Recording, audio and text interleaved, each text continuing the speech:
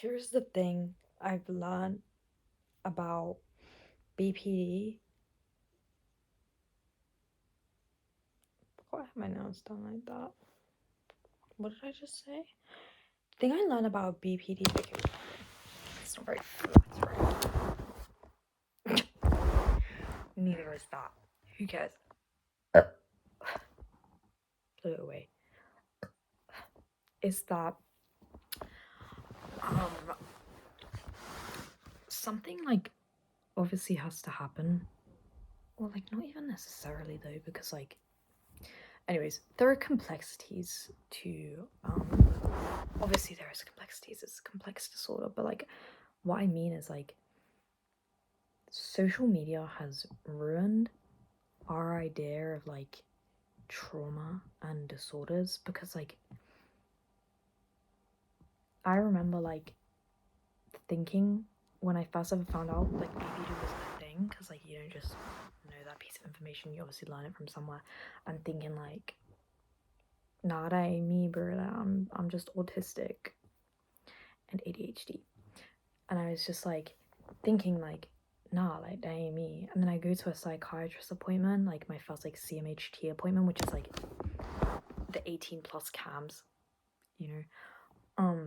And for my ADHD medication, that's like the only reason I'm there. And I'm like, I don't even drop like any intense lore on this lady. Like I literally just like bring up the fact that like the guy that raised me from like 5 to 11 like just died one day, and she was like, you might have EUPD. I didn't even know what that meant. I was like, okay, can I have my meds, please? Thank you. Bye bye. And then I Googled it, and I literally just cried at the bus stop on the phone to my dad, my non-biological dad, who ended up raising me 11 to current, you know, God bless you, mate, right? And I was just crying, and I was just like, what the fuck? Like, what actually the fuck? Like, it's the kind of thing where you're sat there and you're like, you know, for years and years there's something very wrong with you, but then like you get like a diagnosis of autism, you get a diagnosis of like ADHD, and you're like, okay, it's that. And then like all of a sudden like you're being confronted with this like random little like, I'm gonna breadcrumb you. You're a psychiatrist, maybe you don't breadcrumb people, that's really kind of insane, but okay. Fuck your life, bitch. Whatever. And I literally like, I was like shocked, and then I kind of just like over the next like 2 months, I think, wrote this book, um, a notebook. I wrote a notebook, and it had bunnies on it, so I called it the Bunny Book, and I wrote down the entire DSM-5 diagnostic criteria for borderline personality disorder, and then highlighted things I could think, like I looked at and was like, I can think of things off the top of my head. And I'm sure there's more things I can think of, but like if I can think of something off the top of my head as an example for that, like from when I was a lot younger and now, like I'm highlighting it. Everything was highlighted, and I was like, oh, okay. Let me write down the examples that correlate with this specific thing. Cool, did that, and then was like, am I even traumatized though? Like, am I even traumatized? Like that one guy dying, like, is not enough. And then I wrote down every single thing I could think of at the time that I perceive now, older, as like traumatic, and I read it and was just sat there like, oh shit. But then I'm like having these feelings now, like almost a year on diagnosed BPD, and I'm looking at these things and I'm like, some of the things that I used as examples for the behavior were also extremely traumatizing. And it's like, if you're over 18, you're at that point of being diagnosed, like, babe, like, that stuff is, like, sitting deep, okay? Like, it's there. And it's, like, it's weird to think that, like, 15-year-old me went through traumatizing things because I was so traumatized. Like, I allowed things to happen to me because I was traumatized, and in effect, those things traumatized me further. And, like, I sit and think, like, bro, like, my first boyfriend was crazy. Like, I thought I was crazy. You're crazier. Like, you're insane. I'm really sorry. Like, not even like clinically insane, just like morally, you are just crazy. Like, and like, it's weird though, because like I can sit and be like, these things are so traumatizing, and yet I'll have like crazy, like, I'll be doing something and then I just remember something and I'm like, oh, that is not good. And I have to always like, like, it's silly to be like, you detach yourself so much from your trauma that the only way that you can genuinely like properly explain it and realize the magnitude of it is by applying it to another person because you've been so dehumanized. So it's like I'd sit there and I'd be like, if my best friend told me that this stuff happened to her, I would give it this I would say what it is. Rape. Like, I'd be like, bro, that's not consensual. Like, that's at the very least like sexual abuse. Like, what are you talking about? But then when I was thinking about it to myself, like telling my current boyfriend about those things, I was like, nah, like, average 16-year-old experience. No, not quite. Not really. Not really at all, like in the sense of like you meet someone else who's been through similar things, they are also traumatized as shit. That's not like the typical experience, get into a relationship at fucking 16, you're like addicted to benzos, and they give you the ultimatum, it's me or the drug, and you choose them, and then you basically end up in like a sexually abusive, manipulative relationship, and you're just sat there years after being like, but was it bad? And then you think in your head for 1 second, would I ever do those things?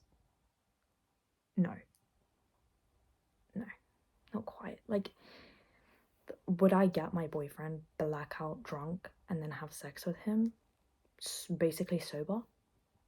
No, I wouldn't, because that's weird, and you have to look at these things and be like, why would I do that to another person? And it's like, it's so incomprehensible because it's like, you wouldn't do it to someone else, so why did someone else do it to you? And it's because they are fucking bitches, okay? They are stupid little losers, right? But then I get into this pipeline of like, I know those things happened, but they happened after the initial trauma was very much set in. So it's like, how did I be so traumatized as a kid throughout school and then end up in this relationship which further traumatized me, but the actions of mine in that relationship were a byproduct of the initial trauma? And it's like, it'll be like these things I think about now, like if I make a joke about it, like it can make people uncomfortable, but like to me, like it's the kind of thing where I'm like, I'm poking and shedding some light on it because I'm like, it's kind of funny. Like when I see like old TikToks of myself where I'm like in A&E, high out my mind, you know, you know what I'm saying? Okay, like, and I look at it and I'm like, that's hilarious that I actually was just the entire time thinking about South Park. Yeah, that was my only thought at the time.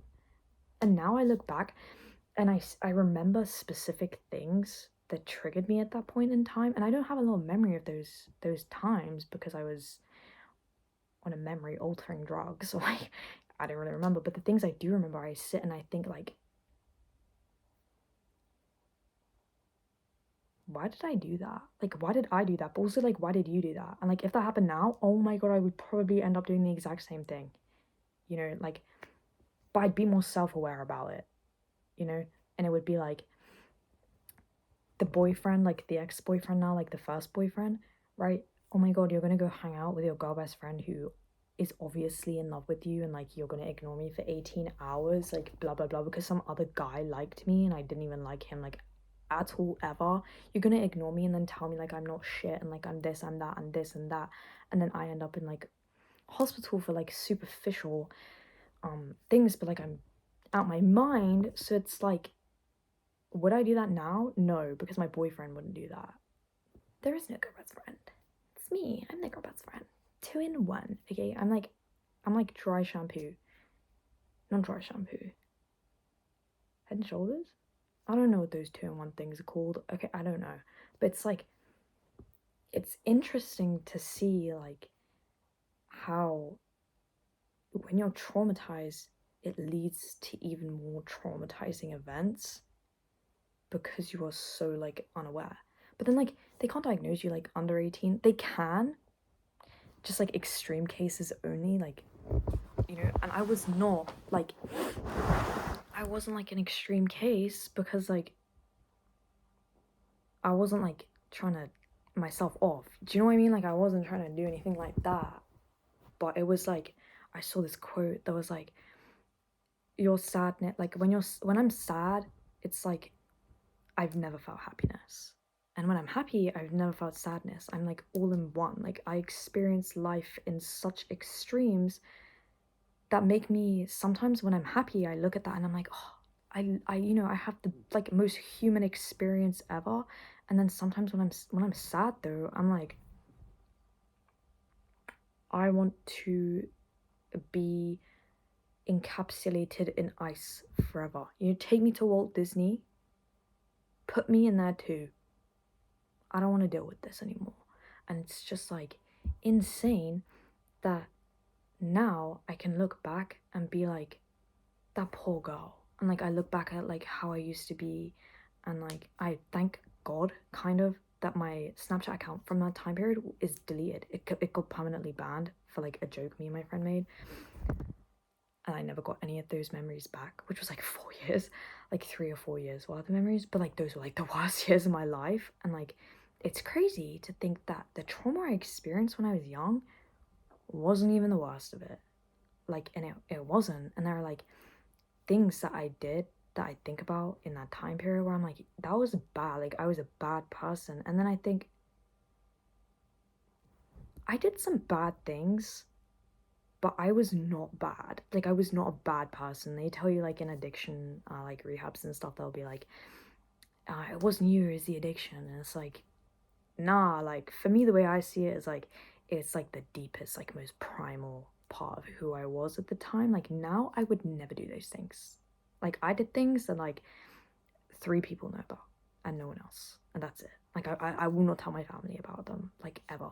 Like take it to the grave. Like I'm not doing it because it's like something so like I'm like I was a bad person. Like that makes me feel like a bad person. But like comparing it to my peers, I wasn't nasty, I wasn't rude, I wasn't dismissive, I was just fucked up. And like there were people that were there for me that I didn't appreciate, and I did end up like reconciling with them and like almost like reuniting, I guess, with them, like emotionally and kind of physically. And then they kind of like throw it in my face because of whatever reason, and like just will like block me on everything. And it's like, you blocked me and chose this girl over me when like she was like the main person that like really screwed me over like the most of my life. Like it's crazy because like that guy that died when I was a kid, like that has like some mini impacts, but like mostly in my close relationships, like specifically like boyfriend, like he leaves the house or like he's not responding quick enough, and I'm like, is he dead? Is he just randomly died and I just don't know? Like, you know, it's like that's like a clear cause and effect, like I can see that. But like the thing that happened with like this main girl, like they're really like screw me over, is like some lifelong shit. I ain't never gonna trust a friend again. And it just feels like it's been reaffirmed that like, yeah, like you can't trust your friends aren't shit, like they don't actually like you because she never liked you. The person you thought liked you, actually for years was like one of your closest friends ever, actually chose her over you because what? For what?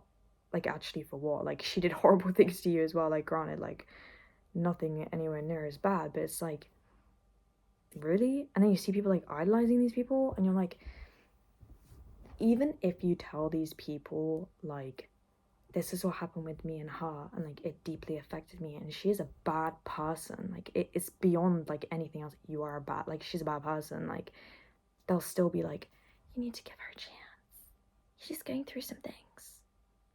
Yeah, like she actually like, but like worse, like I'm really sorry, like I don't care what the fuck she's going through, you're actively choosing to be friends with a fucking abuser. Like I'm talking like consecutive, like more than one person would be able to say and like look at this person and be like, you are making friends with like a very horrible person.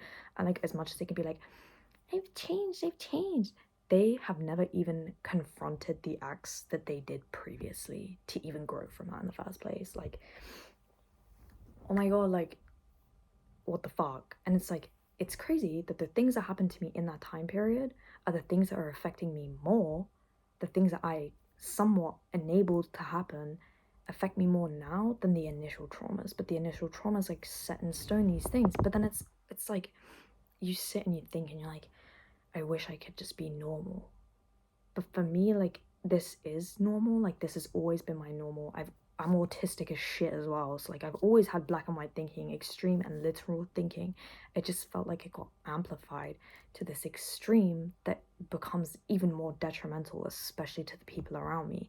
You have like the autistic thing of like not being able to maintain relationships, and then you have like the BPD thing where it's like, actually, I'm gonna drive you insane at the same time. You see these relationships that are really failing.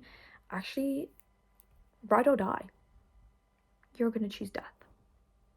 Yeah, like for a friend. And it's like, it's weird to look back on because like I have these people like talk to me about like their experiences when they were my age, like at the time, like that time period, talking about these things that happened to them, and I'm like good things, and I'm like, that is crazy. My good day in that time period was like if I was high, and even then I was sad, and if I was being validated, and that was it. There was no like good day. There was like, I think back to these like traumatizing things, and you can think like there are some happy memories with these bad people, like with the ex-boyfriend. Like my favorite memory is genuinely just because it made me laugh, and it was like one of the only times I actually genuinely laughed, and I was kind of laughing at him. I wasn't laughing with him, it was over the phone. His mom comes in and speaking Mandarin, and she's like, is that your girlfriend? Like, are you on the phone to your girlfriend? And she's saying that in Mandarin. Like, I just happened to know the word girlfriend in Mandarin. Like, I just recognize it. So she left the room. And then I was like, why does your mom think I'm your girlfriend? And he was like, you know Chinese? And I just couldn't stop laughing. And he just became very paranoid that I knew Chinese. And I don't. I actually don't. I just knew the word. And like I can think back to like that relationship I had with that girl, like who fucking felt like she ruined me. Like sometimes I get really upset and I'm like, she ruined my life, and she has the gall to like chat shit and like be even what, like, bro, you already did the bad thing. Like are you trying to make it worse? Like, you are making it worse. Like, people think you're even worse. Like, but then it's also like having someone do something so heavily traumatic to you and it deeply affecting you for years and years. Like, I'm talking like 5 years, like 3 to 5 years I've been affected by this one thing, like this one incident. And she goes on to have these like relationships with people that are somehow connected to me, and it like is like emotional warfare, and I just have to take it. And if I don't take it and I say something, I just make it worse for myself. But if I don't say anything, I'm involved in the torture of myself. It's like that girl that blocked me. Okay, you couldn't keep that other girl like unfollowed for less than an hour, like when she was like doing these nasty, disgusting things to me, like saying like, "Ah, I thought you were dead," and I cried to my mom, like, because I was like a drug addict. She's like crying to her mom about like thinking I was dead, and I just didn't reply to anything because I was just like blitzed out my mind. And then being best friends and like best buddies like with the girl that put me in that situation, with the girl that like made it so if I didn't do those things and take those drugs that I wasn't allowed to be her friend. Like, it doesn't make sense to me that like you can criticize someone and be like, you were a bad friend. I was in that time period, I definitely was a bad friend. The only thing I cared about was my drugs. That's it. That was it. And I just tried my best to stay alive. I lived for the drugs. That was all I wanted. I lived for the high. And the only reason I got out of it was because that guy was like, me or the drugs. And it's like, you have to like confront these things as like traumatizing things happen that made me who I am, and then led me to enable more traumatizing things to happen. Now that I'm out of that situation and I'm a lot more self-aware, I'm trying to cope with the things that happen both initially and secondarily, and in the midst of it, you're confronted with this idea of like, did I do this to myself? Like, did I play a role in my own destruction? And then it's like, is it even like my destruction? Like, did they ruin my life? And it's like, I will never be able to tell, because no matter who I tell about like these extreme things that happen to me, it's like almost like they don't get it. Like, even if they understand they've been through something similar, it's like no one will get your own thoughts, because your thoughts aren't for anyone else to see.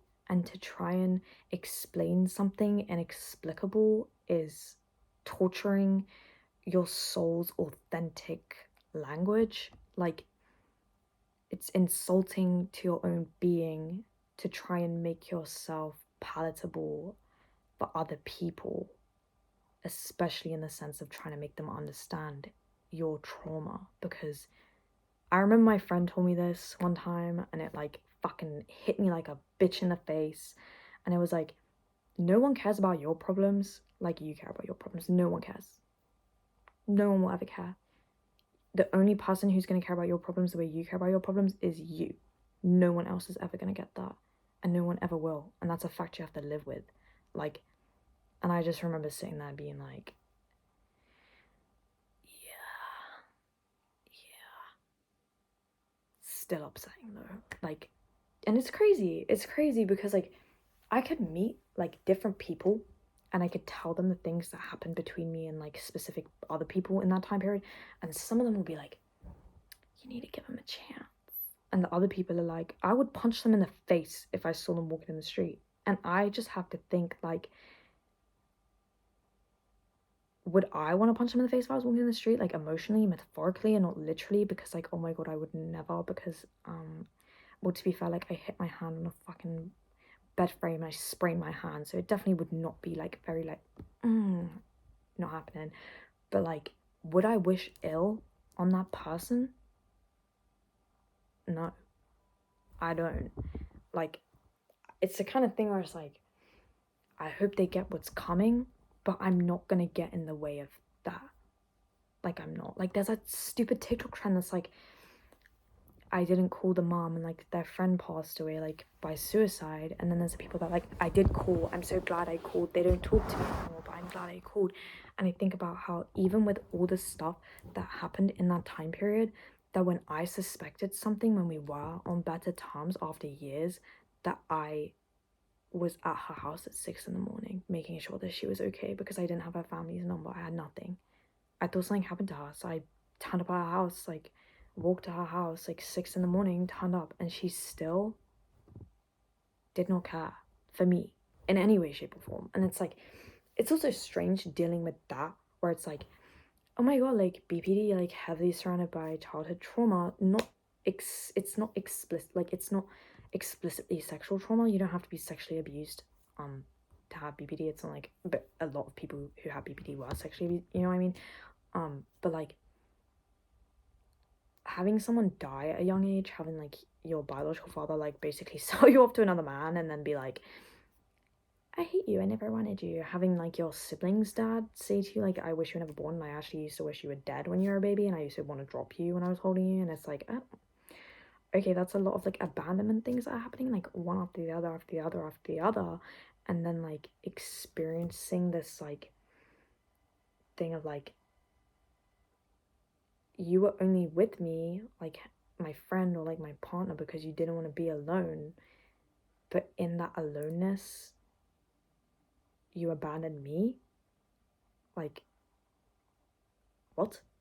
Like, the person that showed up at your door, the person who made sure that you were okay all the time, the person who made sure you never OD'd, the person who got you out of unsafe situations, the person whose house was a second home, the person who allowed her parents to be like second parents to you, because like your parents weren't there for you in the correct way, like they were not very great, right? The person who like literally like opened her home to you, opened her heart to you, like you fuck her over for like,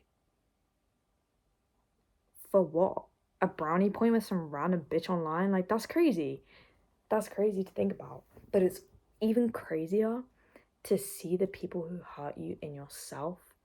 Like, and it could be as simple as like, this person introduced me to this show, or like this music, and then you hear it and you're like, I forgot that was like the association. But the thing is, it's like whenever it happens, like, and I'm watching something or like listening to something, and I'm like, wow, the person that really fucked me over, like, introduced me to some nice stuff, like I do like, and it's like you have to find the beauty in the damage, because otherwise you're just left with like rubble.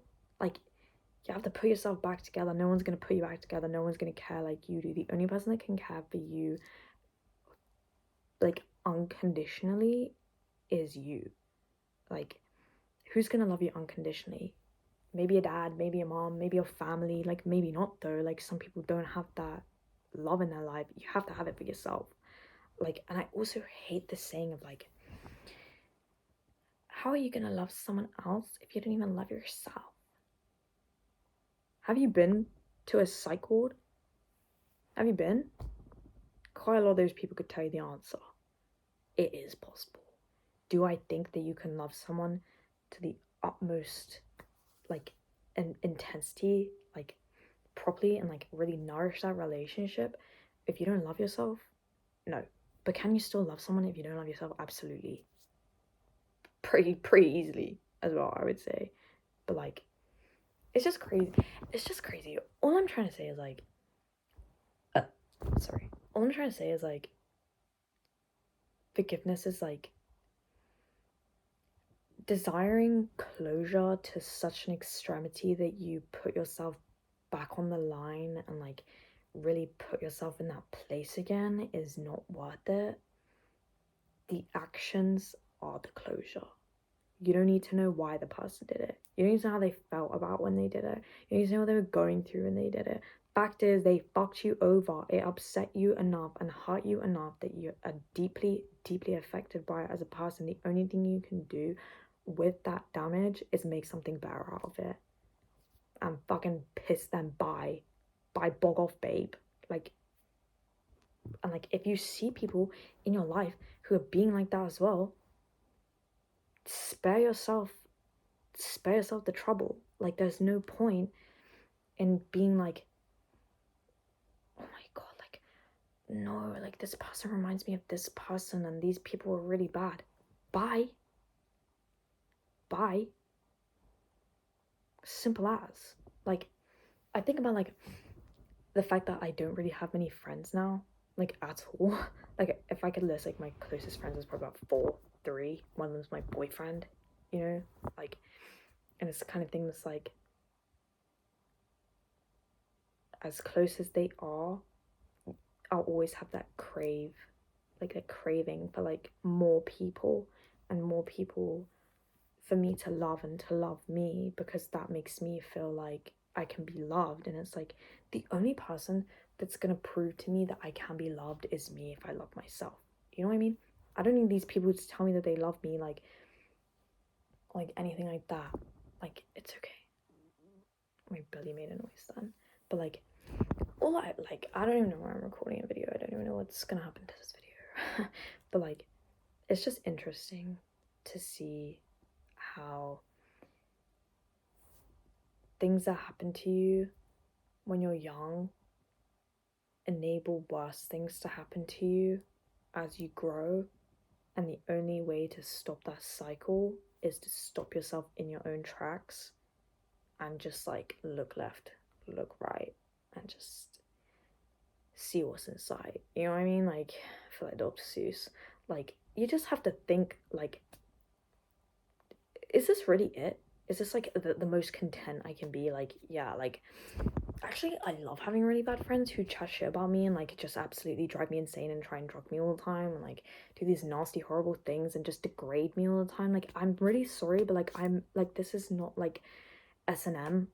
Like, this is not how this works. I actually don't consent to you being a fucking freak, and just leave me alone. Like, you have to just be like, it's the kind of thing where it's like I started seeing in the girl that like blocked me and ditched me for this other girl, like, you know, one that deeply impacted me. And I just think like, in my head, all I think is like, really? Really? Even after what she said to you? Really? Even if it wasn't enough for me, like, that's okay, but, like, for you, like, that's crazy work. Like, you want to do that to yourself? Do that to yourself. But, like, I'm done living. Like, I'm 19 and I'm done living in a world of torture. Like, I'm not torturing myself. There is enough hatred and evil in the world. I don't need to add more to myself. Like, there's no point. There's no point in surrounding yourself with, like, these nasty, nasty people who just want to feed off of you. And when they're done with you, they just literally throw you aside and they're like,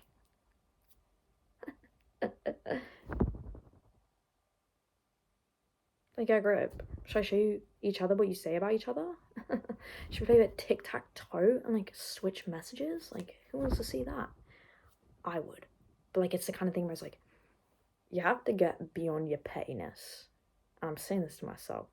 I have to get beyond my pettiness because as much as I would like to see justice for myself, and I'm like, I deserve justice for what happened, I deserve closure. Those actions alone closed me off. Done. I don't deal with that shit. Like, if I had a friend be like to me, don't get undressed in front of me. Obviously in the sense of like if they're like, don't get naked in front of me, like don't get changed in front of me, it makes me uncomfortable. Obviously that's okay. Hashtag love you bless. Okay. But if they're like, don't get changed in front of me because you're so skinny, it just like triggers me because I'm so fat.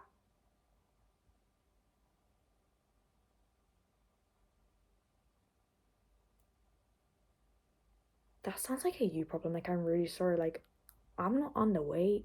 I'm not anorexic. Like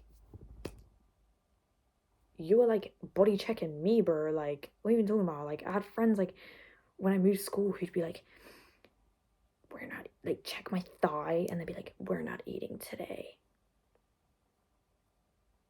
What do you mean we? Like, why are you trying to get me an eating disorder with you? Like, I already had one, but like, why are you trying to enforce it onto me when I'm very much a lot less skinny than you? We? No. I want my crackers and I want my chocolate milk. Leave me alone. And that's it. You cut those people off and you just have to think, like, even though those bad things happened, they probably don't even remember it. It's just a blip for them. It means nothing. Like, it literally, that's even crazier to try and deal with, knowing that the impact it had on you was not even a blip in that time, and that experience, that time that you were being traumatized, that period that you were being traumatized by this person is not even a blip to them. They have no comprehension of the fact that that was something they did to you, because eventually, maybe they will come to a point in their life where they have grown and they have changed the person and they feel remorse and they feel guilt, but you don't give them that closure that they want because their actions were closure enough for you to say, mm-mm, you can wallow in yourself. Why do I care? But you want to say sorry? You want to say you feel bad about the things you said? You don't even know the things you said because you haven't even looked at it. You don't even know. Like, you don't even understand, like, because you haven't even acknowledged the actual action that you're apologizing for. You're apologizing for the sake of apologizing to get something out of me. Leave me alone. And, like, some other people may not even remember those things, and they may develop and grow as a person and become a much better person. And it's just a case of, like, I can't be friends with you now because of my feelings about the time, and you don't deserve my forgiveness. But I'm happy for you to grow and be a better person, and I wish you nothing but good things. Like, and then there are some other people, and you just think, if there were no CCTV, I would straight up, like, I'd make you infertile. Like, that's how hard I'm gonna kick you. Like, infertile. Like, no kids for you. No one needs any more of your DNA anywhere else. No more kids. It's okay. Let's stop your bloodline at you because you're crazy. You're bonkers crazy.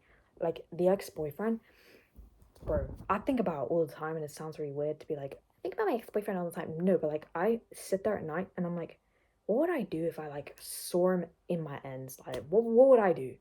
What would I do? Nothing. Like, you have that imaginary world where you're like, I'd say this and I'd say that and I'd do this and I'd do that. Reality that I had to face when I was thinking things like that, like even before my current boyfriend and like other issues from that first relationship were coming up in my current relationship, like even when like we just broke up, like I would think like, bro, like, if I call him Lakala, what's gonna happen? You're gonna see him, you're gonna turn the other way, and you're gonna go home and cry, and you're gonna mourn that person that you used to be, that he has just reminded you of. That's it. That's all that's gonna happen. And maybe if you're with your driller best friend, she will do the infertile stuff for you. And that's all you have to say. Thank God you have a driller best friend. And that's it. Simple as. You know, like, it's just the kind of thing, like, anything I just said could just be summed up with, like, live and let live, bro. Like, let people do what they need to do to get on with themselves, because at least you know in yourself, like, no matter what those people did to you, you're still better than them. You were always better than them. Like, no matter how far they grow, you're still gonna be growing more, because you weren't that fucking person to begin with. Like, the person I was in that awful time period, I don't even, like, I think about it and I'm like, bro, that ain't even me. I want the drugs, I want this, I want that. It felt like them. Like, I felt like I was being them, like, doing the same kind of things they would, but, like, not to my own friends. Like, I don't know, like a different kind of fucked up, but, like, it felt like, oh my God, like, if I do this fucked up thing, or, like, I need to do this thing to, like, get this attention and validation from them, and it's just, like, everyone just needs to be comfortable in being themselves, and if people don't merge with you, don't. It's like being a puzzle piece, but, like, forgive, like, the autism speaks kind of vibe to it, but, like, everyone's a puzzle piece, and, like, if you don't fit someone else's puzzle, you're not gonna cut that bit into yourself to, like, force it to fit, because even then it's not gonna be a clean fit. Like, who cares? Just go find another puzzle piece. But maybe no one from autism speaks, because they're crazy. Like, actually crazy. Like fully, like a certain German man crazy. You could Google that. That's actually true. But, like, it's just, I don't know. I have a lot of thoughts and feelings about things that happened to me, and, like, where people are like, if I could say something to, like, my younger self or do something, I'd, like, hug her and tell her it's gonna be okay. I would just literally, like, if I could say something to my younger self, I would literally be like, look, it's peak, it will stay peak, but then you'll be peaking, babe. It's okay. Like, it's okay. Like, some fucked up shit's gonna happen, but I'd rather that fucked up shit, like, happened then, because if that fucked up shit was happening now, like, I would be an impatient. Like, I learned from a young age how to deal with, like, bordering psychopaths, like, actual, like, oh my God, like, are you okay? Kind of people, like, are you sure? Like, are you allowed to be outside? Because you're crazy? Like, actually, though, like, insane? Like, I dealt with those kind of people at 15 and, like, 14, and, like, idolized them. And I like, got into this thing of being like, I want to be a cold-hearted bitch. And I didn't turn into a cold-hearted bitch. I tried my best to be someone I really wasn't, that I grew into someone that I was. I tried to be so hard, like cold-hearted bitch, I'm gonna be mean. I don't like anyone, I don't love anyone. I love to love. I love to feel. I love to experience. Like, I don't need to, like, try and fulfill this, like, negative ideation of my own self. That negative ideation is just like that idea of being like, I want to be cold-hearted. It's just screaming, please heal me, please just look after me for once, please go have a shower and brush your teeth and just sleep, please. Like, it's crazy. It's crazy.